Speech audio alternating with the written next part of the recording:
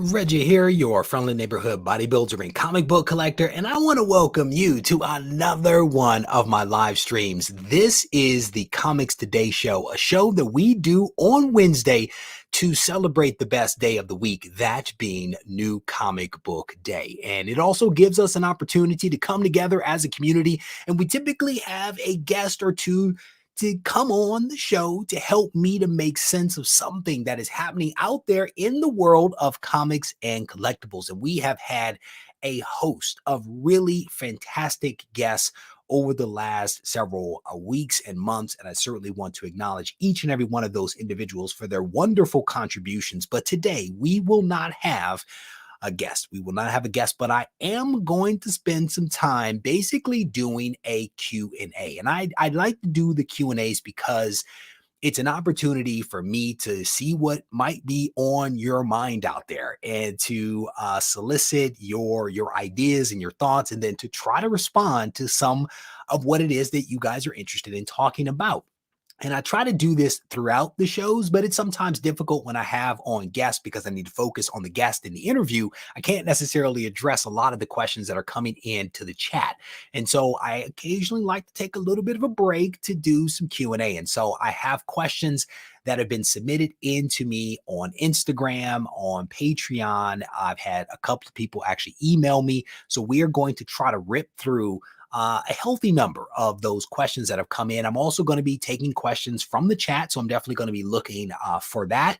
And the other thing is, I want to ask a blue wrench or two here in the room to help me out just a little bit. I am going to be right now soliciting ideas for wall themes. The wall behind me, I want to hear what thoughts you guys have for possible themes that should be displayed on the wall behind me. And so if one of the blue wrenches can capture for me some of those ideas that people have, whether it's like a 90s theme, shiny foil theme, whatever it happens to be, I definitely want to hear people's thoughts. And maybe your suggestion will be a wall display in the very near future. One other thing I want to make mention of to folks out there that, and I put this post up on the community tab, GarageCon is coming up on November 20th. GarageCon is basically an event where we literally have people come over and we hang out in and around my garage. So that is going to be going down November 20th. Because it is at my house, I'm never going to publicly post up the address. But as we get closer, I'm going to try to provide you guys with details on the hours, the giveaways, some of the things that we might be doing over the course of the time that GarageCon is running. And then I will also let you know how to get the address so that I can then provide that to you and you can make arrangements to be here at the appointed time and all that good stuff. But GarageCon is going to be happening November 20th. Stay tuned for some of the details, right? So hopefully everybody appreciates where I'm coming from with not posting up the address and all that kind of stuff. I want to know exactly who it is that is going to be coming before I pass out any kind of that personal information. So with that, we like to start out this show, the Comics Today show, with an acknowledgement of some of the cool comics that people may have picked up from the LCS earlier today. So if you made it out to your LCS and picked up some good stuff, let me know what it is that you picked up in the chat. If you read something that we should put on the top of our stacks, I want to know about that as well. I will tell you that Iron Man issue number 12, the Miles Morales anniversary variant, is super hot. It is super hot right now, so much so that I can't find a copy. Everybody, I was in Canada trying to buy comics from a website up there. I cannot find this Miles Morales variant cover. And it is a really, really cool cover. It ties to Robert Downey Jr. and a shirt that he actually wore in, I think, one of the Avengers or Iron Man movies or something like that. Really cool cover. If you get your hands on one, celebrate that win. I do have some people that are on the lookout trying to get me a copy. A couple of comic shops are trying to help me out. So fingers crossed that we can make that magic happen. All right. There you go. Iron Man issue number 20. It is lit. It is indeed lit. What's funny is that at the time that Scott P told me about this variant, because I honestly didn't know. I've been heads down working on some other stuff. At the time he told me about it, I went everywhere trying to find it. Even went to eBay. There was only one copy on eBay around 2 o'clock today, maybe around 2:30 today. I don't know how many are up there right now, but the one that was on eBay was a starting bid of $15, and I was like, "Yeah, I'm just walking away from that one." So if anybody's picked it up, definitely well done. That Black Widow cover this week is fire, says Steve White. Climbing Comics, how you doing, brother? What is this? There you go. Thank you, brother. I definitely appreciate that. Definitely appreciate that for capturing those suggestions for me. I can tell you right now, we're not doing a DC wall. Yeah, we're not doing a DC wall. Let me see. Oh, somebody's rubbing it in. Where'd it go? Where'd it go? Big said picked up that Iron Man 12 Miles Morales cover. It is a beautiful cover.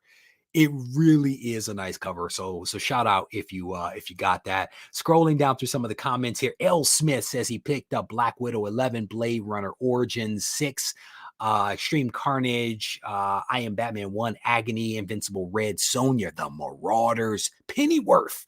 Alfred Pennyworth. Couple of cool books there. White Widow's a good book. Good stuff, man. Good stuff. What did your wife pick up, brother? Because I know your wife picked up some stuff. Steve says, I cannot get mad. That Joker. Whew, that Joker was hot, man. That is hot. Let me see. Mark picked up Maltz 4. I Am Batman. Issue number 1, the 1 in 25 variant. Pennyworth, Black Widow, Fantastic Four 35, 60th anniversary issue. Couple of cool books there. I have not read that Fight Girls. I have not read that one. Maybe I'll read that. Maybe I'll read that and see what's up with that. Doug is in the car driving around. Doug, be safe out there, brother. What is that? Milt says he picked up the FF 60th anniversary book. A lot of fun. And Moths 4 Black Widow cover art. There you go. Trial of Magneto says the Tiger. Good stuff. Fight Girls is such a fun read. Oh my goodness. Oh my goodness. White Whale. The White Whale is in the house. It is good to see you, brother. I have not literally like collaborated on videos with a lot of people, but I collaborated with this guy on a video a couple of years ago, and I think it turned out incredibly well. Super talented guy. And just also an awesome guy. White Whale Comics. It's good to see you, brother. Definitely appreciate you swinging by. What did you pick up? Mendoza. Just picked up Iron Man Annual 1 CGC 8.0 on eBay for $37. What a steal. That's what's up, man. And again, you don't have to just pick up new comics on New Comic Book Day. They can be new to you. And that's what we're talking about right here with this Iron Man Annual issue number 1. That's what's up. The wife picked up a couple of books right there. That's Scotty Young variant for Extreme Carnage Agony 1. That's what's up. That's a husband and wife doing damage in an LCS is just a beautiful thing. Shout out to Miss Smith over there doing her thing. Biggs, they picked up a couple of books. What did he say? Great read. There you go. On Primordial. That's what's up. Scrolling through. Brian, how you doing, brother? It is good to see you. Anyone buy and read Last Flight Out? Mark told me about that book. I have not yet read it, but he sent me a message. I don't know if it was an email or DM or something like that. I'm going to try to see if I can track it down and check it out. Scrolling through some of the comments here, I can't recall the last time AWA missed on a book. They do really good work. They really do. AWA is putting out some good stuff. They don't get as much attention as some of the others, but they are doing some good work. They really are. Robotech Tony picked up Marauders, X-Force, Excalibur, Star Wars, High Republic. That's what's up. My computer across the room is making way too much noise for me. All right, so let me go ahead and get to some of these questions that have come in. Because my battery is like close to dying, I'm going to do the ones from Instagram here, try to get a little bit through some of these. There was a question here from someone asking, Expedition Comics asking, why comics? Was there another hobby? No. In my opinion, for me personally, with the way that my personality works, I can only have one vice at a time. I am one of those go hardcore 100% just in it to win it kind of people. And I can only really focus on really truly one thing. Like I can do a lot and I love being busy, but if I'm going to go deep on something, it can only be one thing. I can't go deep on two things. It just doesn't work for me. So Before comics, there really wasn't anything. So let me back up. So I am the type of person that will buy something and buy a lot of it because I like it. That doesn't mean that I collect it, right? So at one point I collected, if you will, or bought a lot of G-Shock watches. Why? Because I was always in the gym. Gyms are always typically kind of drib and drab, black equipment, black mats, dark walls, right? So I wanted something bright. So I had a lot of bright shoes and a lot of bright watches because I wanted to have some fun. I have a drawer full of G-Shock watches, but I don't consider that a collection, right? I'll show you this other thing here that somehow has accumulated over a period of years. This right here is a stack of room keys. These are room keys from various hotels that I've gone to, for business travel. I travel a lot for business, or at least I used to. And I just have some crazy cards from my various travels. Now, I don't consider that a collection because they essentially accumulated in the bottom of a bag that I used to carry anytime that I was on a flight. And so before I knew it, I had all these keys that were tucked into various pockets on this bag or in the bottom of the bag. And so I eventually just started stacking them up, and then I have that. It's not a collection, so I don't consider myself a collector of any other thing other than comics. That is my one vice that I allow myself in bling collection. That is my Robotech Tony is on a roll there. Had my CGC submission moved to grading / encapsulation. That, sir, is a win. That is a win. So for those folks that are coming in a little bit late, we are spending some time doing some Q&A. Some people have submitted some questions to me on Instagram, via email, via DM, via Patreon, and I'm attempting to answer some of those questions as well as some of the questions that may come up here in the chat. So if there's a question that you have, throw it up in all caps because it will help me to be able to see it as well. I have never owned a pair of Jordans. I have never owned or worn a pair of Michael Jordan shoes, not in any way, shape, or form. When I was younger, we could not afford them. And my mother was not buying them. My mother was not getting a second job in order to put me in Jordans. I never owned a pair. And then when I could buy them, I chose not to. I never did that. It was just never my jam, never my jam. But I do like No Bulls. And I have, a healthy number of No Bulls, but I don't consider that a collection. I don't collect shoes. There's sneakerheads out there.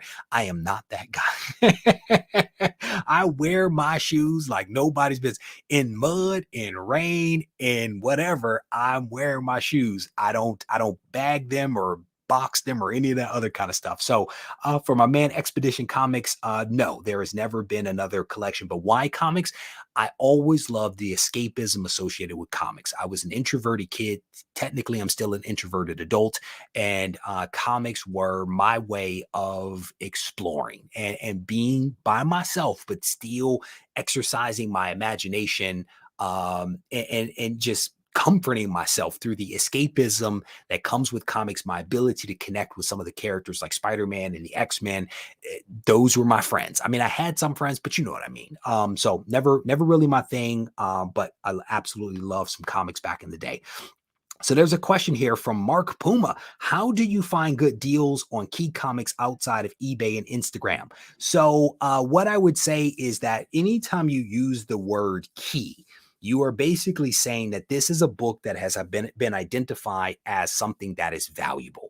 And so how do you find deals on something that is valuable? You find deals where somebody doesn't necessarily realize that it is of value. And that means that you can't just go to eBay and Instagram and those places where people are saying, hey, here's my key. Do you want to buy it? You have to go beyond that. So antique stores, pawn shops, Craigslist, all of these various apps, the Macaris that are out there, those are great places to go find comics. The problem is that you're going to have to look under a lot of rocks and kiss a lot of frogs in order to find those comics, but they are out there. If you search, I want to say on YouTube, Regie Collects Secret, you will find a couple of videos that I offer tips to find some of those books, and I just kind of outlined some of them for you right there. You have to go where people aren't already looking and or where those books have already been identified as things of value. That's how you're going to get a deal. The other way, buy a collection. buy a collection, and within that collection, you are probably going to get an awesome book or two. You sell off the other stuff, you keep the good stuff, right? Buy a big collection. That's how you reduce your overall cost. Because again, if it's like, if I've got this book, I want to sell it for as much money. But if I have hundreds or thousands of books, you're going to probably catch a good book in there some way, right? Some in some form. So there are videos on the channel that tell you how to find and buy collections. That would be my advice. But if you're going to eBay, if you're going to Instagram, if you're going to other collectors, you're probably not going to get a smoking deal, just because we all know the value of the book and we are trying to extract as much value from that thing, probably so that we can go buy something else. So, and again, there are videos that are on the channel that will help you with some of that stuff. If Mark, you have questions about it, reach out to me and I will gladly guide you to a couple of resources on the channel. So there's another here. Where is the best, most reliable place to sell books? Thanks in advance. I would say it depends upon what you're trying to do. And it depends upon what your goals are, how much money you're trying to make, whether you have an audience or not, right? For me, the best place for me to sell is to promote my stuff on Instagram, sell it on my website. That works for me. I don't know what's going to specifically work for you, and I also don't know what you're trying to sell. If you're trying to sell graded comics, there are some amazing sites out there, amazing apps that are available to you. Many of them are sponsors of this channel, and we're talking about places like Shortboxed is a great resource for selling graded comics. They do a great job of marketing the things that they're selling and that are available on the platform. It's a great platform. You also have hipcomic.com and you have ninepanel.com. Again, all great resources for selling raw and in some cases graded comics as well. So great resources outside of, if you don't want to do Instagram, if you don't want to have your own website, these are three other places where you can sell some of your stuff. And again, like the Makaris and some of that other stuff, a little more risky, right? Because you don't necessarily have collectors there going there on a regular, right? I check it every once in a while to see what's out there, but some of the aforementioned sites that I just mentioned and apps that I just mentioned are great places to be able to move some books or buy books, going back to good deals, because I think it's Shortboxed just rolled out a feature where you can make an offer on a comic as well. So that's not necessarily a bad way to go. I find a lot of the books on Shortboxed, to be honest, to be fairly priced, and they have a pretty good inventory where you can find 3 or 4 of the same book. And now you can make an offer on a book, which was different than before. You didn't have that functionality. So Milt saying he checked out 9panel. It's pretty good. That's what's up. These are all, I'm gonna tell you, these are all really great resources that I enjoy working with. I enjoy going to their sites, going to their apps to hunt for books myself. So these are in many ways sites and apps that I actually use. And again, really happy to have them as sponsors and also as great options, right? Because you can't just go to eBay and try to find what you're looking for. There are a lot of other places to go find really good books. And so, mycomicshop.com is another one. I go there all the time to buy books because they have good deals. They have good inventory. So, scrolling through, oh, you brother, So here's the thing. We're not going deep tonight.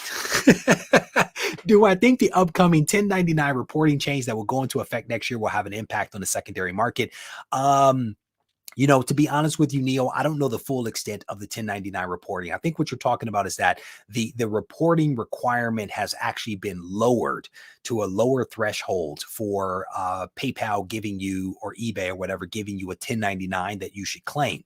I think it could have an impact, but the thing is, I've always claimed my income, right? If I have made money off of something related to comics, I have claimed that income regardless of whether somebody gave me a 1099 or not. I claim all income and as many deductions as I can possibly get. That is just the way that I've always done it, because I don't like people coming after me. I don't want trouble. I don't want any trouble at all. Neo PayPal already asked me for my 1099 for anything over $600, says John. Scrolling through, do I prefer online hunts or LCS hunts? So, when I was hunting for my full run of Amazing Spider-Man, my goal was to try to find as many of those books as I possibly could in the wilds. I found that to be fun and exhilarating, time consuming, but it's a hobby, right? I should have fun. So I'm a big fan of LCS hunting. Going to LCSs I've never been before, before going to LCSs when they get collections in and going through those bins and not quite knowing what's there. I really enjoy that. It's not as much fun as going to a website or something like that. Now, with that said, during the pandemic, we didn't have a choice. So in the barrel was the only way to go hunting and fishing was in the barrel, right? So you had to do what you had to do. But I enjoy a wild hunt. I really do. But at a certain point for my collection, there are certain books that I want for my collection that I'm not finding in the wild. You're not going to find certain books. Like right now, we are on the pursuit of Hulk issue #1. I'm probably not going to find that book in the wild. So at a certain point, depending upon what you're looking for, depending upon the price point you're going after, depending upon the specificity of what it is that you're looking for, you potentially will not be able to go in the wild and find some of this stuff easily, right? Especially in certain parts of the country where they don't have a ton of LCSs. So I offer that up to you. So for those folks that are coming in a little bit late, we are spending some time doing some Q&A. A lot of people have submitted questions into me via various means, and I'm ripping through as many of those questions as I possibly can, in addition to taking some of the questions that are coming in from the chat here, not live. Matthew is asking the question here, what would you say is the average grade for your low number ASM you're actively trying to upgrade any part of your run? I am not actively trying to upgrade any part of my run at the moment, to be honest with you. The only book that I would really, really want to upgrade would be AF15 from a 1.0 to something higher, and that's probably not going to happen anytime soon. What my goal has always been for my ASM books was to try to find the best possible copy of a book that I could find. That was always my goal, to try to find the best possible copy that I could find slash in or comma in the wild, right? There are some that in the future maybe I'll upgrade, but it's not a big priority for me right now, to be honest with you. It's not a huge priority. The upgrade thing has just never been my thing, because once I have the book, I'm typically satisfied with it, and that satisfies the need, again, because I try to get the best possible copy that I can afford, that I can find, that kind of thing. So I don't feel that urgency to go from a 0.5 to something better. I'm typically getting like a 3 or something like that. And I would say by and large that when you look at my low number ASM, the average grade might be like a 3.5, if not a little bit higher than that. If you're talking about, let's say, the 1 through 20 or something like that, it's a pretty respectable grade in my mind. And in many respects, if you have low number ASM, any grade is a good grade. Any grade is a good grade. Which modern books have you the most excited to read? I think, if you tune into this show normally, we spend a little bit of time talking about those books that are on my radar, most of which are like the modern books, because that's like the point of the show to some degree. Nice House on the Lake is really incredible. The Me You Love in the Dark is really incredible. I'm kind of sort of still enjoying Moths, even though I haven't read the most recent versions of it. I haven't read the most recent of Dark Blood, but I did enjoy issue #1 of that. I'm hard pressed. Geiger is another. Noctera is another really incredible read. And you're probably noticing a little bit of a theme with some of the books that I'm rattling off, because many of them are image or indie type of books, but that's just where the energy is right now. And those are the books that I'm actually really, really enjoying right now. So let me go back to, there you go. Don't knock it. Now, again, if you have low number ASM, you are in the house, man, because those books are crazy. They are crazy and getting worse. Yes, that is a technical term. So let me go over to Patreon real quick, and you guys can't see this, but I'm looking at a couple of questions over here. Alan actually submitted a question in, and his question is, what is the end game with your collection? So this is a little bit of a complicated question to some degree or another, because the end game for me probably does not come until well after I retire, right? I want to be, and this is not a knock, so please never take it this way. Like Bearded Comic Collector, Jerry, he's an older guy. He's still in comics. He's still reading comics and enjoying comics, right? So I want to be like Bearded Comic Collector, like retired and just reading comics and going to the LCS, right?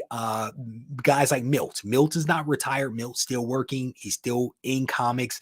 Mark up in Canada, retired, but still incredibly busy and still reading comics and still enjoying them, right? I want to be like these guys that, have their kids out of the house, hopefully, potentially, right? And they're just still enjoying the hobby. So I still want to be reading comics. I still want to be potentially buying and selling comics. I still want to be, trying to add really awesome books to my collection. And in my head, over time, I think that my collection will probably get smaller, right? It will potentially get smaller, fewer just random books, if you will. And it's really going to come down to, I don't know. I don't want to be like, it's only going to be 25 books. Nah, it's probably going to be more than that because I'm a collector. But I want to have a really nice set of comics that I just thoroughly enjoy each and every one of them, right? I don't want to leave a big mess for my family, right? And right now my collection is massive. I will not leave this earth with that for my wife. I won't do that to her. So the goal is over time to eventually retire, be selling comics. Maybe I'll become a dealer. Maybe I'll travel around and go to cons and stuff like that and live stream if YouTube is still a thing then, that is what I think would be really, really cool. So that kind of sort of is my end game. Ultimately, give my comics to my kids, let them decide whether they want to keep the comics or sell the comics and buy a car or a house or whatever. Who knows what my collection may look like by that point, but it'll be theirs and they can do what they want to do with it because I will have had decades to thoroughly enjoy the collection before they push me in the hole out in the backyard. So, and again, for those folks that are coming in a little bit late, we are doing just a little bit of a Q&A, just spending time answering questions. Before I go to the next Patreon question, I actually want to give a huge shout out to the Bratton brothers who hooked me up with this set of books right here. We did a spec video about 2 weeks ago, did a spec video in which we featured these 3 books, a modern origin story for Black Adam, a really cool book, Sandman issue number 19 right there, and G.I. Joe issue number 4, first cover appearance of Snake Eyes in his actual costume. They hooked me up with these books and we're going to give these books away. And all you had to do to enter this giveaway was to watch the most recent spec video, comment on that video, and I randomly picked a winner from the comment section here on YouTube. And the winner of this giveaway is this guy right here. I'm guessing it's a guy. Baps is the winner. He spelled my name incorrectly, but we are still going to give him the prize. You can see the time here. I did it at 6:55 this evening. Reggie is quickly becoming my comic book broker. I think he means dealer. I'm okay with broker or dealer either way. But you can see that there are roughly 114 or so people that were in the running for this one. But shout out to Baps for winning this. If you are watching this right now, please send me an email to Reggie@RegieCollects.com, providing me with your full name, screen name, and mailing address in North America. I will bundle these 3 comics up and send them out to you as soon as possible. And again, huge shout out to the Bratton brothers for being able to hook me up with some of that stuff. So let me see. I lost my chat and there we go. We are back. He hooked it up, but thank you, brother. I definitely appreciate it. So, and you and your brother. So going to the next question here. That last one was from Alan. Shout out to you, brother, for the question. I definitely appreciate it. And again, I'm building a whole garage here at the house for my collection. There could or could not be a storefront on the front of that garage by the time it's all said and done. Let me see. Milt asked me a question here. He says, what's your favorite decade of comics? My favorite decade is honestly probably the 60s. Probably the 60s. I'm a Silver Age comic guy, and that may have a lot to do with my favorite character, basically was around in the 60s. But I am the guy that loves Amazing Spider-Man. I love comics from the 60s. I still read a lot of those comics from the 60s. I still read modern comics, yes, and comics from the 70s and the 80s, but I do read a lot of the comics from the 60s. And some of the writing is dated, but I actually don't mind that. It's not like the comics from like the golden age. Some of that stuff from 30s and the 40s, that stuff is really rough to read. I still enjoy the 60s. I mean, I was born in 76, right? So I'm not too far off from like the 60s, but I enjoy it. I read it. That is probably my favorite age.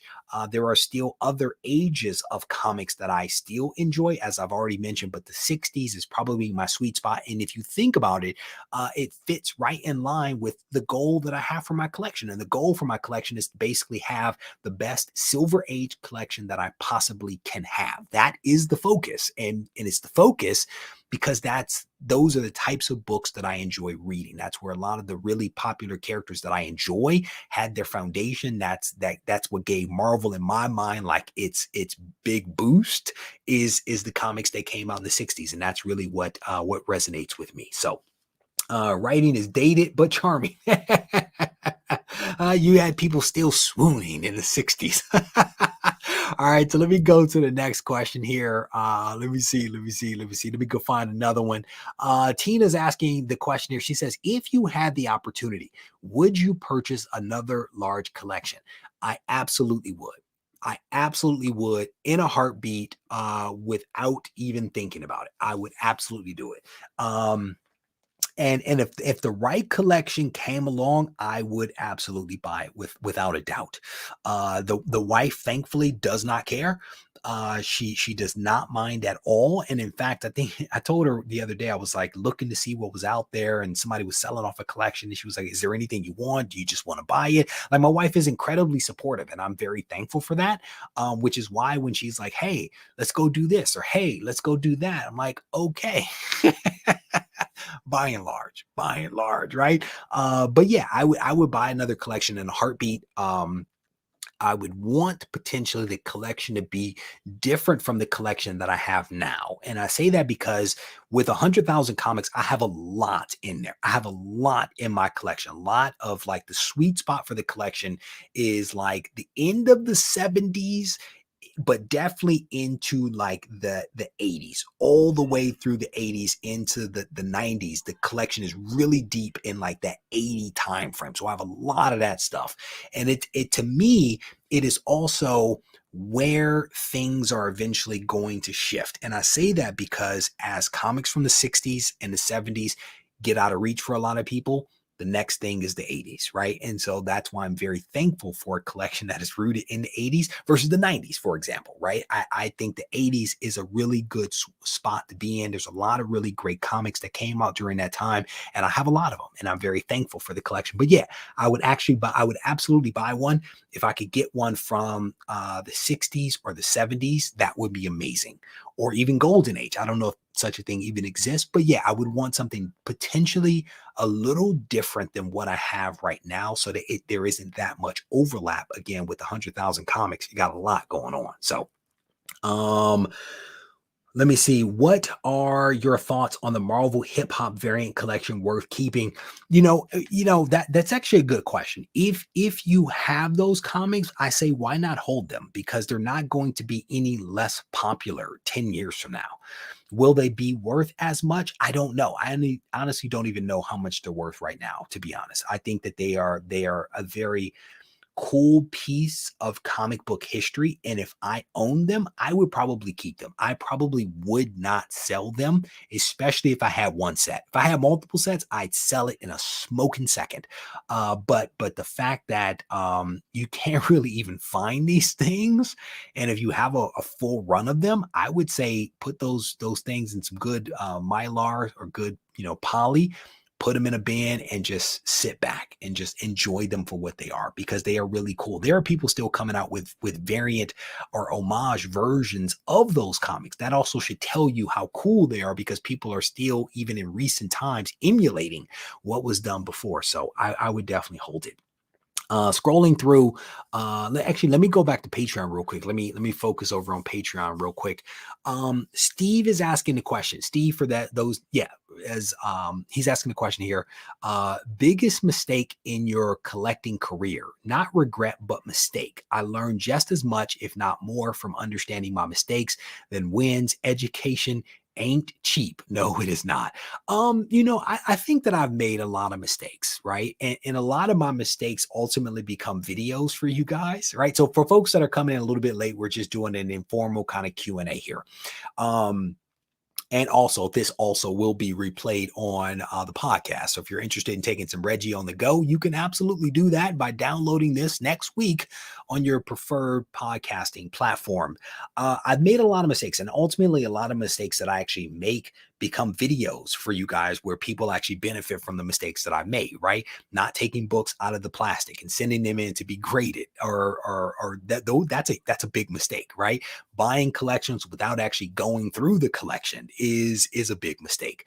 I would say one of the biggest mistakes that I've probably made, probably more so early on than now, is being too cheap.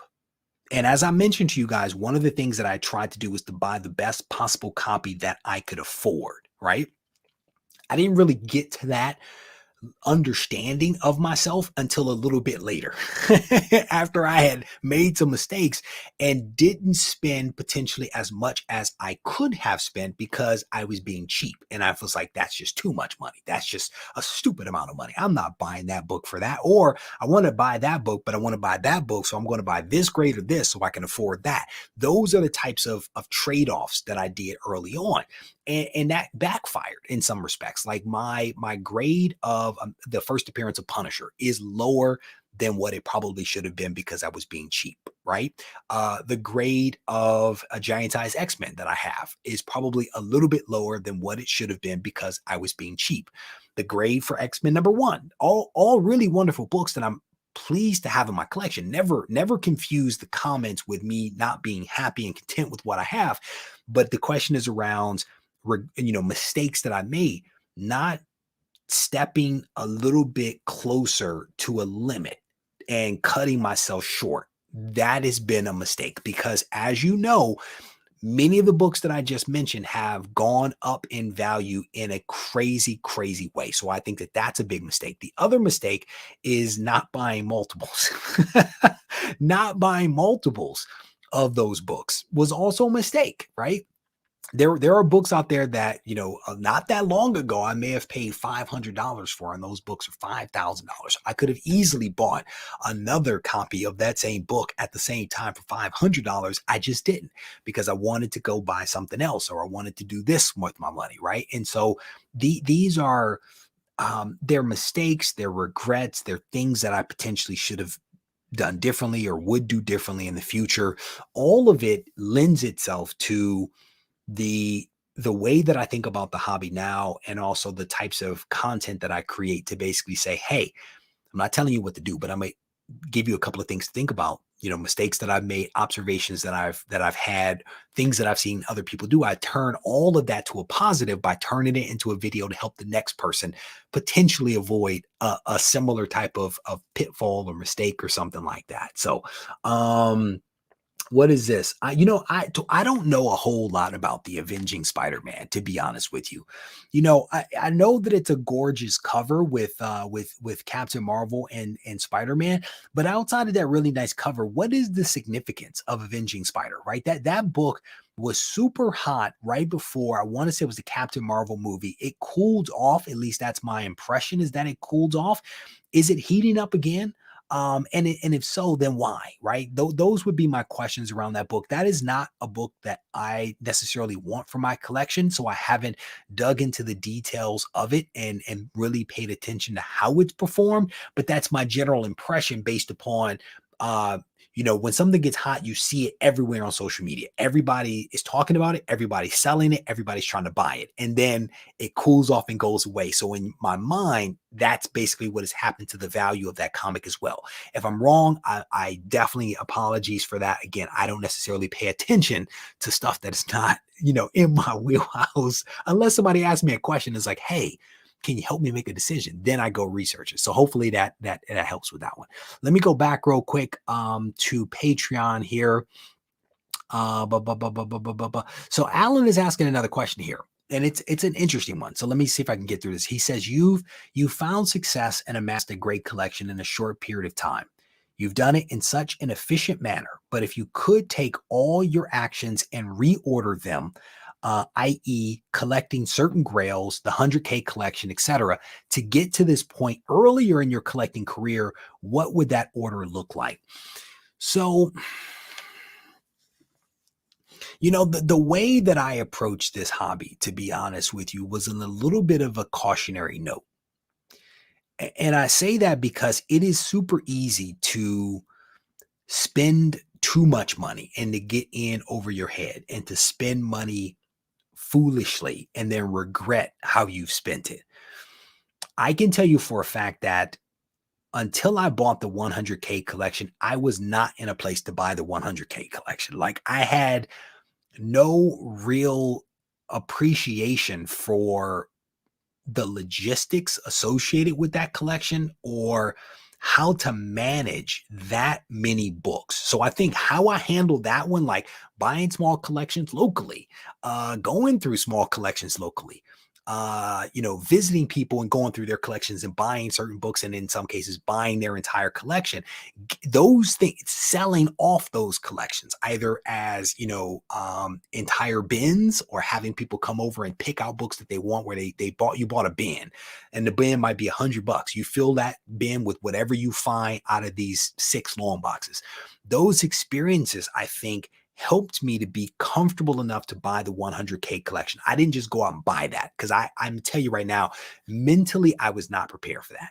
From a logistics space standpoint, I was not ready for that. But by doing these other things, it got me more comfortable with that. By buying some of these minor keys, by learning how to grade, by learning how to submit books into CGC, those lessons helped me later in my career with comics, when I started to spend even more money on some of these comics. So I don't honestly know if I would change the order in which I did these things, because it made logical sense to me and I thought about them before I actually did them. And this led to that, which led to this other thing. So it was all very purposeful. The thing that I would change is what I talked about a moment ago, about I would potentially stretch myself a little further, because early on, when I came back into the hobby in 17 into 18, I didn't have very many keys at all. So I felt like I was playing catch up to the hobby. The language had changed. The fundamentals had changed. There was slabbing and grading and all these terms that I'd never heard of before. And so I had to quickly get myself up to speed. I had to quickly, try to learn how the hobby worked. And as a result of that, I was buying things. And, I wasn't always buying the right things. I wasn't always doing it the right way, but I was learning, and I was trying to constantly make improvements and make tweaks and to sort out what the right thing actually was. But as I mentioned, I didn't always buy the right thing at the right dollar amount, at the right grade, or buy multiples of things when they presented themselves. So I think that those are some of the things that I would potentially have changed. There are some books that I bought and sold, some books that came out of the 100K collection that I sold off that I wish I had kept because they went up in value. But you can't think about this hobby by the things that happened before, right? Like you learn from them, you move on, you try to make better decisions. That's all that you can do, right? So hopefully, Alan, that actually answers your question there a little bit. If not, you definitely have my apologies for butchering it. I don't know how I lost my chat when I wasn't sharing my screen. That's super weird. Let me see if I can get the chat back here real quick. Again, this is the winner of the giveaway that we were doing. Paps, this is the winner. Make sure you send me an email to Reggie@regiecollects.com to claim your prize. Let me see if that brought the chat. Yeah, it did. Okay. What is this? There's a question here. Venom, did you read Something is Killing the Children? If yes, did you like it? And do you think it will be a big franchise in the future? Something is Killing the Children is incredible. It is incredible. From the very first moment that I read the first issue, I was like, this is different. This is dope. And if you read, I can't remember what issue it is. It's the origin story. It's the origin story for Erica Slaughter. That origin story is really well done. It is really well done. And just this last week, I came this close to buying a full run of Something is Killing the Children from somebody. It actually came to me. It was, I think, appropriately priced. I did not buy it. They actually did not have the first print of issue number 1. So that was a little bit of a deterrent for me. But I almost bought it because they had the full run. I think they had the 8th print or something like that of issue number 1. It is a really good read. I think that a lot will be revealed with the House of Slaughter book that is coming out. If they can translate it from the one book into a second book, that same type of energy and dynamic, and start to kind of build this thing out, I think that there is a great amount of potential there. It is a really good read, and fingers crossed that the TV show or whatever it is that they're creating over on Netflix is a hit. I, in many ways, think that Something is Killing the Children is actually an undervalued comic, even at its $1,200 price right now for a 9.8. At least that's what I think it's going for. In many ways, I think that it is actually an undervalued comic. So it is a really good read. If you have not read it, I encourage you to read it. Think seriously about whether you want to buy it. I'm just saying, it's a lot of money for a modern comic.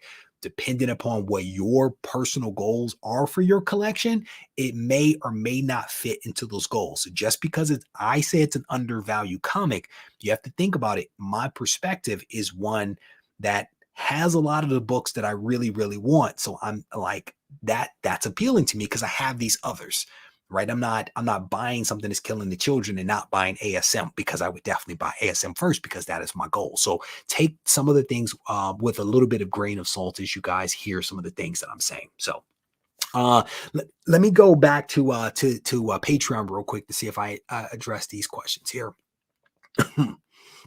Scrolling through, I think I am all caught up. Oh, so William asked me a question here, and he sent me a follow-up on DM on Instagram. So I want to go here and answer his question. Hold on one sec.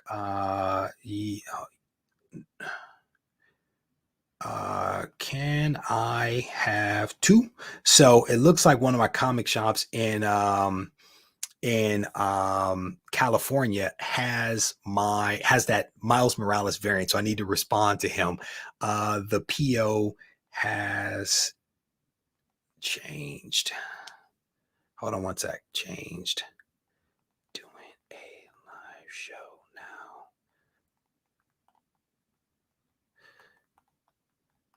So he says he can only say 1 for me.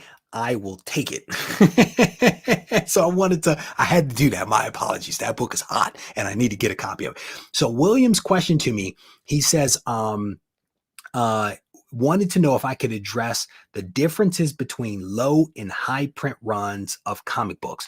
So the challenge there is I don't really know how to answer William's question. And I don't know, William, if you're here in the chat, but here's the challenge. And this is something that we've spoken about before. We actually don't know print run information. We don't know print run information for comics in any way, shape, or form, right? What we know is that the print runs that we have now are smaller than they have been historically versus like the 90s, the 80s, and possibly even the 70s. We know that because when you look at the amount of sales for comics, the sales volume is lower now than it was before. What we have in lieu of print run information is actually sales data for North America. That sales data is from Chromicon, is heavily caveated with, it doesn't always account for returns or subsequent print runs. It doesn't account for damages or books that were possibly like damaged and then they sent out another order. Like, it's heavily caveated, right? It is also only for the direct distribution, those books that go to LCSs. We don't know about books that go to other outlets that are out there. And there are some other places where you can get like Books A Million, I think actually still sells like Fry Pie variants. So you don't know the full print run, right? You know some sales data that is heavily caveated, and we know that what is being sold now has less volume than the past. That's basically what we know. One of the things that I argued for a few episodes ago on Comics Today was we should have access to print run information. I want to know how big the print run is so that it gives context to the 1 in 25, the 1 in 50, 1 in 500, the 1 in 1,000. Because if I know how many have been printed, and I know the ratio, then I know how many of that ratio variant actually exists, right? And if you think back to the variant gate scandal, part of the thing was books that were supposed to have been destroyed that possibly should not have gotten into circulation did indeed make it out into circulation. So that was, William, why I struggled answering your question, because we don't have print run data. So to talk about large versus small, one, we don't have it. Two, I think the volume is less than it was in the past. So if I did not address it, message me back, and then I'll try to walk through it again, maybe addressing your actual question better than I am right now. His other question was around the volume of books that are being sent into CGC. And I cannot speak to the volume of comics that are being sent into CGC now versus the volume that it was in the past. I can't speak to it because I don't have any data. My general feeling is that every collectible service, whether you're talking about games or trading cards or sports cards or comics, all of these services are being hit hard because more people have time and also resources to send those books in to be slabbed and graded and all that kind of stuff. So I do believe that the volume has increased. And I want to say that it was either 5 million or 7 million collectibles had been graded by CGC, which is a pretty respectable number. I mean, that's a big number. My guess is that there has been a major inflection in the number of comics that have been submitted into CGC, but I have no definitive data that speaks to that. I think that we can all assume, based upon what is happening right now with all of collectibles, that the volume is high, and it's possibly reflected in the turnaround times that we are seeing from these companies. And I can tell you, I have an order that has been at CBCS since April. They charge me for it. I have no clue where those books are. They are like nowhere to be seen in terms of like moving through the process. I've emailed them. I've received no responses. So I think that, again, not blaming CBCS, I think that all grading companies are being hit hard, and not making excuses or blaming any of them. I think they're all getting hit hard. So hopefully that answers that question. What is that? Pop says, remember that all comics have print run minimums. So even a book advertised as a 1 in 1,000 variant is on the face of it a lie because the minimum print volume. There you go. And I want to say once upon a time, I was doing these I think they were called market watch videos, in which I actually walked through some of the sales data from Chronicon, and I actually spoke to the owner of Chronicon and was doing these updates talking about some of the volume that was coming out of them. And I want to say at one point I felt like the average print run size, at least for like maybe 2019 or 2020, was around 25,000 comics. That was like the average print run, but that I think was also like out of 500 books that are 500 titles that were printed in a given month. Right. So hopefully that made sense. It's been a little while since I've looked at that data, so you have to forgive me if I screwed something up there. But I try. You are correct. You, sir, or madam, I don't know which one you are, whether you're Lou or Amy, you are correct. But shout out to you guys. I definitely appreciate everything you guys are doing up there in Alaska. I reached out to these guys and was like, hey, can you get me a copy of the Miles Morales? They were like, we are going to get online and try to order you a copy. Shout out to you guys. I absolutely appreciate you. It is nice to have some friends. It is nice to have friends that you can call them to be like, hey, I know I missed the boat, but can you hook me up still? My comic shop in LA, he sent me a message and he said, I can only hold you one, but my price is covered. My man, I'll take it. Last 3 months when I can order, but nothing okay. My other comic shop just messaged me too, says that he'll let me know if he can score me one as well. Appreciate you. I reach out to everybody, and hopefully my friends can make some magic happen for me. So let me go back here to the questions that have been submitted. And again, if you guys are joining a little bit late, we're doing just a little bit of a Q&A here. I will go to the chat here in a hot second, so bear with me. But I want to go over here real quick to Instagram to see if there's a question here. Not sure if you ever answered, but how long did your complete ASM run take with Love a Vid? So there is a video I want to say there's actually a couple of videos on my run of ASM, and I want to say I talk a little bit about that. The thing was that I was already into ASM and was already buying ASM before I set the goal to complete the run of ASM.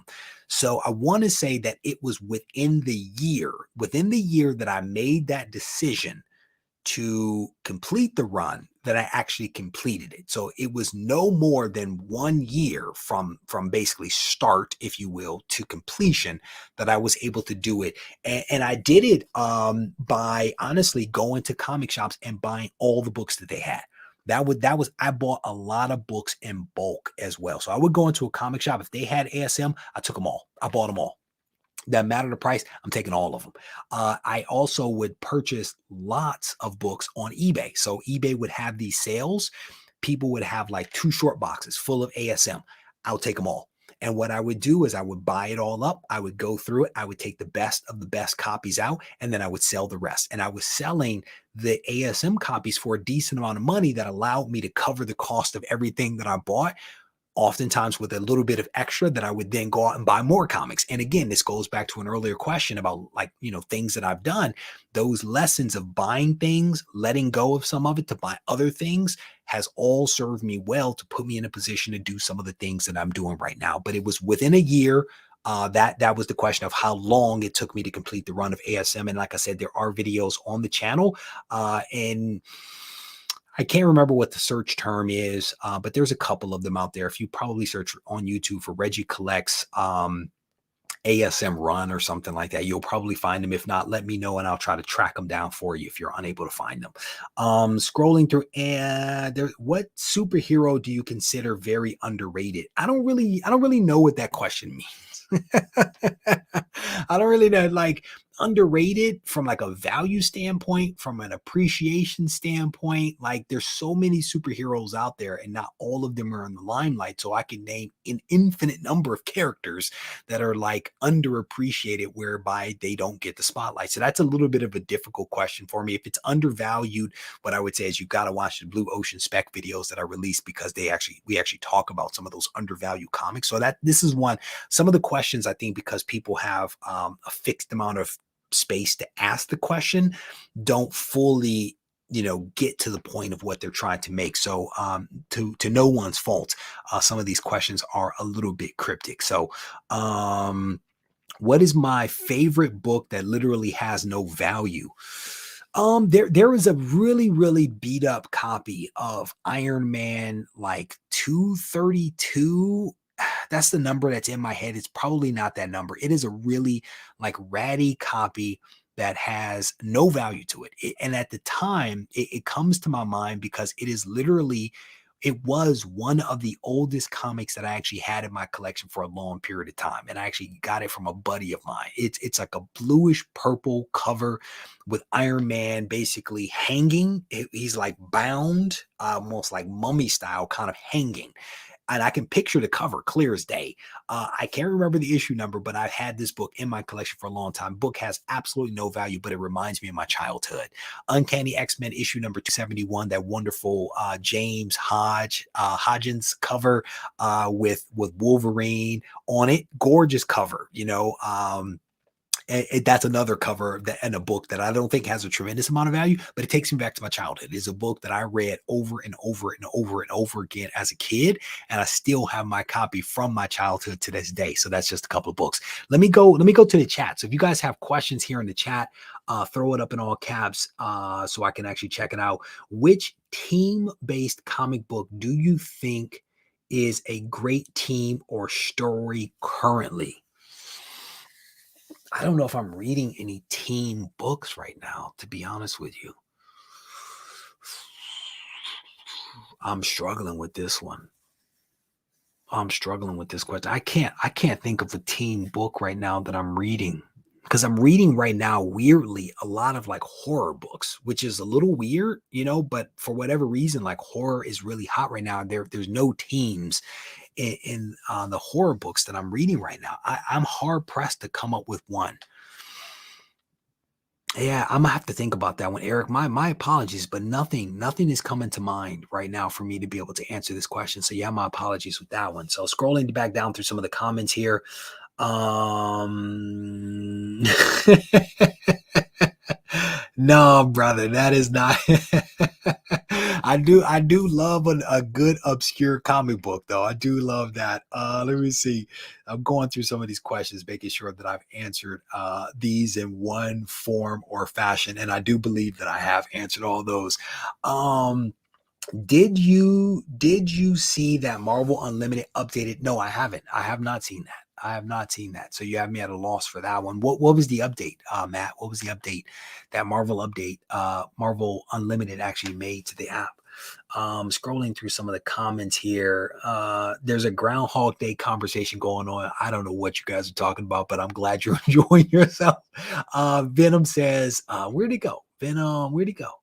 It's about the horror. A lot. What is this? A lot of horror genre books have come up in recent time. Do you think we have? I do. I do. I really do think that we have stumbled onto a time period here where the horror genre, which I don't think was popular for a while, is now really back. You have Philadelphia, Something is Killing the Children, The Me You Love in the Dark. I mean, these are all like, Nice House on the Lake. These are all like horror books, and they're all like really, really good. So I don't know. I don't know what it is about the horror genre right now. But these writers are just doing a good job, and they're putting out some good content, and people are gravitating towards it. And what's interesting is I'm a spandex guy. I'm a superhero guy, but I'm reading a lot of horror books and absolutely enjoying them. So for those folks that are coming, is it really, did I get that right? Man, that's let me Google that. Let me Iron Man 232. That is bananas. And is that a Barry Windsor Smith cover? That's another reason why I guess I like it, because I do love some Barry Windsor Smith from his Marvel Presents Weapon X stuff. That is by far my favorite story arc of all time. So here it is right here. This is a book that is in my collection that basically has no value. It is right here. Iron Man issue number 232. It is beat up big time, and I just, it is a book that is in my collection that'll probably be there for quite some time. I'm surprised that I actually remember the exact number. That's awesome. That's all. I impressed myself with that one. Let me scroll through some of the things here. Reggie and I do like Planet of the Apes. For me, and I think I've said this to you guys before, like post-apocalyptic stuff, I dig. Whether it's like Mad Max or Pitch Black, or Planet of the Apes, post-apocalyptic stuff, I can get on board with. And like, I'm not the biggest like Planet of the Apes fan, but I do enjoy it. I have enjoyed the old version as well as the more modern day version that came out with Marky Mark and the Funky Bunch. I enjoy some Marky Mark. Okay, I'm scrolling through. Let me see. I'm trying to see if there's other questions. Gamma Ray, how you doing, brother? Welcome to the live stream. Again, for those folks that are coming in a little bit late, we're spending a little bit of time talking about just some Q&A stuff. They added new comics that you can only read on the app. Also, so you can't save them anymore. You can't save them to your computer or your iPad. That's not good, because that's how I used to do it. I used to download them to the thing, and I would take them on a plane and actually read them. So that was how I was able to use Marvel Unlimited, and absolutely loved it. So, hopefully they improve some of their back end systems, man. I had a lot of issues with my membership when I had my membership, where it just wasn't working. And I went to go try to renew my membership, and I could not get it to work. And I was like, forget this. I just don't have the time. And I had Marvel Unlimited for like a couple of years, and their back end systems were just trash. I was just in this loop of like, your username is not valid, your account cannot be found. And I was just like, forget this. I'm done with it. So, yeah, scrolling through some of the comments here. When will westerns, war, and romance comics have their comeback? I don't believe that they will. I don't believe that they will. The horror genre, that's a little bit different. Horror genre is a little bit different. War may come back. War could potentially come back. It might be hard, but westerns, I struggle with that. Romance comics, I struggle with those. I don't know. I don't know about those. War out of the three probably has the best chance of coming back, but I think that that's also potentially going to be a little tough. That's just my thought. That's just my thought there. Who is this? Who is Reggie? Who? Swanji. Just one, right? Just one. Would you ever do a video that's off the wall on the channel one of these days, like maybe show or teach fitness exercises? No, no, no. I probably wouldn't. I probably would not do that. If people are interested in seeing fitness stuff, if you search far enough on my channel, if you search for Regie Collects Bodybuilder or Regie Collects IFBB Pro, you will actually find lots of articles that I've written, features in magazines, workouts that I've designed, as well as videos here on YouTube of me doing training sessions, whether they be full body workouts, body weight exercises, or body part specific exercises. You will find a lot of that stuff.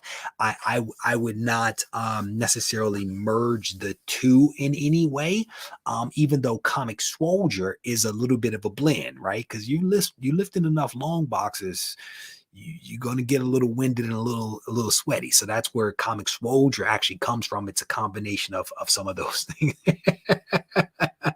What is this? Here's a question here. What's your opinion on people on eBay misleading people with facsimile books? So what I would say, it's you're probably not going to be surprised, Kimball, by what I'm about to say. But anytime money is involved, there will be some bad actors that will try to take advantage of those people. That is unfortunately the way of the world. And this thing with the whole facsimile comics being sold as the real thing is also nothing new. We've seen this consistently over the years. What I would say is that Marvel and other publishers that release these facsimile comics probably need to do a better job of differentiating them one from another, so as to make it harder for people to be taken advantage of. If they are not doing something to differentiate, I see that as being a problem, because people will take advantage of it.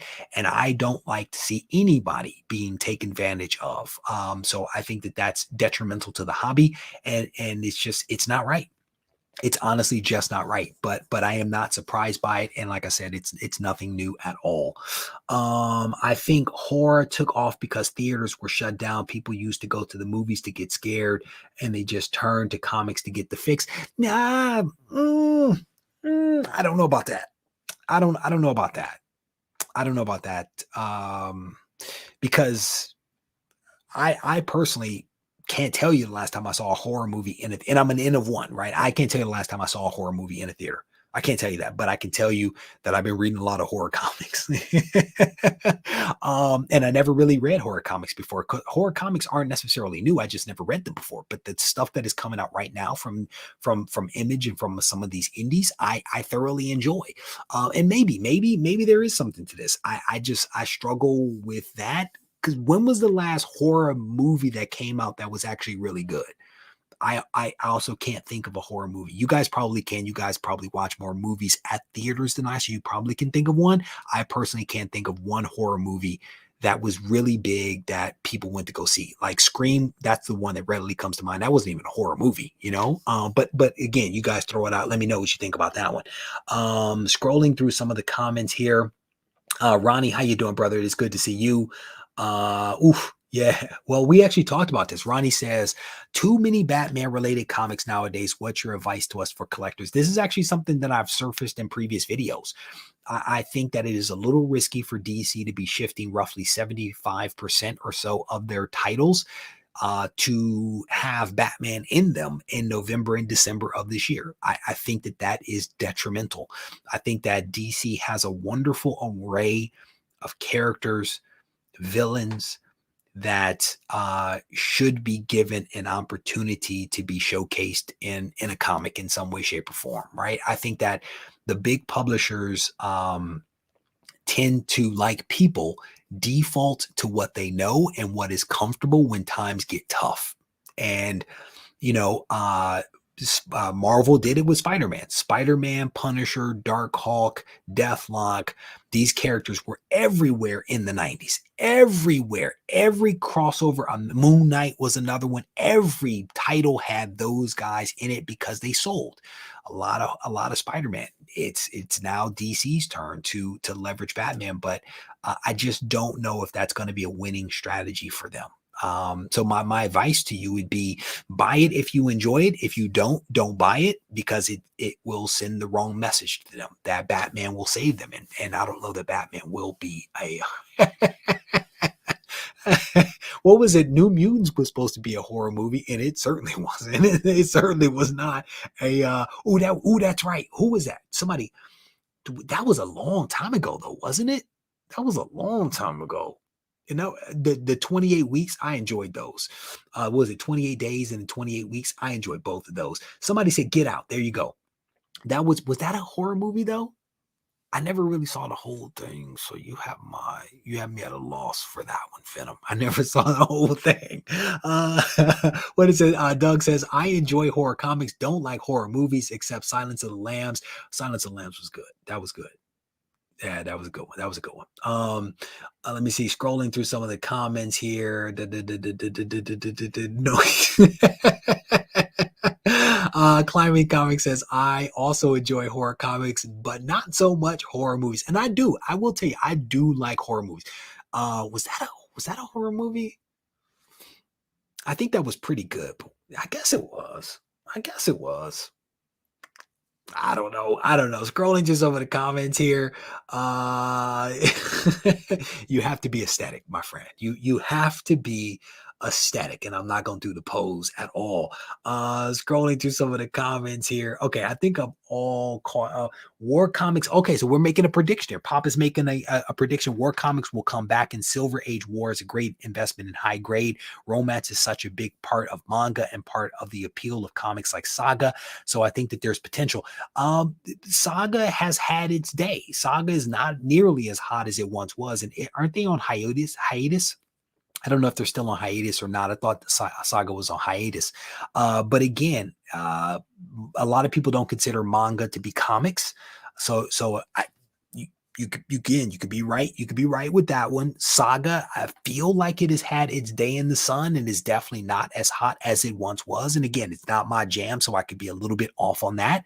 War Comics will come back as evidenced by Silver Age. I don't know about that versus when I read your comment, what I read was like the horror genre, will we see new war comics coming out? Will we see new romance comics coming out? That's how I was reading it. And again, I still struggle with romance.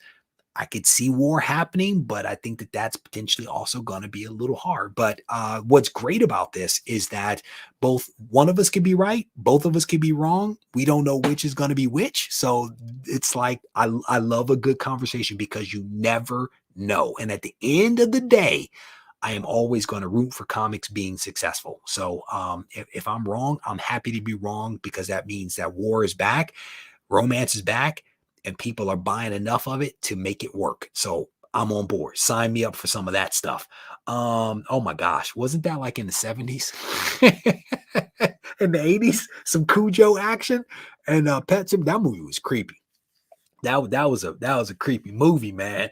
Scrolling through, let me see. Okay, Marcus saying Overstreet has been watching war books and they predict the same thing. Weird War, Sergeant Rock are all going up and don't last in short boxes. Who's buying those though? I don't know. Again, I read that comment to mean new comics coming back the same way that we were just talking about horror as a genre. And what we're hearing here is I'm hearing old comics that were war and high grade that are possibly not readily available on the market are being bought up. That's not exactly a surprise. All good stuff, man. All good stuff. Steve, how you doing, brother? It is good to see you, my friend. There was that one war comic that came out, Aberith. I think it was called Aberith. It was a war comic but it was actually about like mutants and mutates that someone sent me. But that even that book is like a couple of years old. I read issue number one that someone sent me a couple of years ago, and I enjoyed that because I do like war. I do like war comics. So and war related military inspired things, hence comic book soldiers and all the green that you typically see me wear. For those folks that are coming in a little bit late, we're just having a little bit of an informal chat here, doing a little bit of a Q&A, trying to see if any other questions came through on Instagram, and none have. So maybe we will get ready to wrap this conversation up if there are no more questions. Hey, you could be right about that. So Papa saying we need to experience a few years of peace for there to be comfort, and you could be right. You could be right. And that part of it is, part of it is I don't know if there is as much interest in like the war stuff, the patriotism stuff like there has been in the past, but then also there's a little bit of fatigue, right, with war, right, because of some of the stuff that we're talking about right now, and the deaths and how public some of those things are for for us seeing soldiers come back. So that's part of the reason why I'm saying some of this stuff. But you could be right again. And this is what's wonderful about some of this stuff is you just don't know. You just don't know. Next week there could be an announcement where I'm like, yeah, I'll eat those words because war is back. Um, Investment wise, do you feel yourself drawn to a particular publisher? I've been drawn to Marvel. That's an interesting question. That's an interesting question because by and large, when I think about investment type books, I primarily think Marvel Comics. And I think that for lots of reasons. I think that because of my interest in those comics first and foremost, my interest in those characters first and foremost, my familiarity with those characters and with those books going back to the 90s, my comfort level with speculating on those books, with knowing the history, with again, me buying those books and being comfortable doing so, feeling that they'll be okay no matter what happens, right?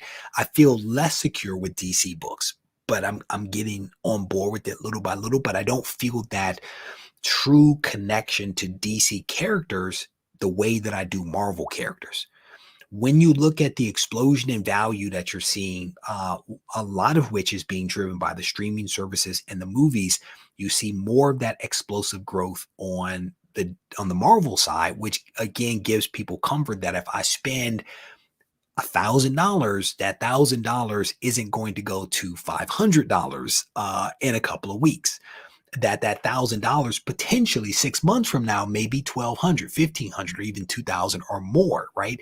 So I think that that connection between the movies and the TV shows and the streaming services and things being optioned is giving people a lot of comfort to think of Marvel as an investment, because when you look at the values and when you look at that correlation, it is there.